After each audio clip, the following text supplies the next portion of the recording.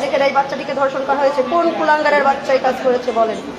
কোথায় সুশীল সমাজ যারা এই যে কমেন্ট বক্সে এসে আমাকে গালিগালাজ করেন তারা কোথায়? যারা বলেন যে আমি মাথায় কাপড় দিই না তারা কোথায়? এই বাচ্চার মাথায় কাপড় দেওয়া দরকার আছে? এই বাচ্চার মাথায় কাপড় দেওয়ার কোনো দরকার আছে?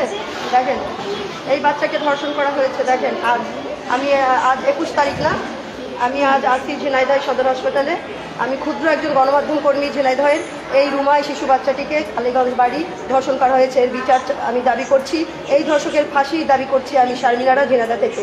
রাষ্ট্রের কাছে আমার আবেদন থাকবে, রাষ্ট্রের কাছে আমি চাই আপনারা একটা ধর্ষকের প্রকাশ্যে ফাঁসি দেন, তাহলে বাংলাদেশে আর ধর্ষক থাকবে না এবং এত সাহস কেউ পাবে না। এভাবে আপনারা নীরব থেকেন না, এভাবে আমাদের সন্তানদেরকে জীবন যেতে আপনারা দিয়েন না। আপনাদের বাচ্চার যখন হবে তখন বুঝবেন আপনারা, তার আগে বুঝবেন না। লাইভ করে কোনো লাভ নেই, নিউজ করেও কোনো লাভ নেই।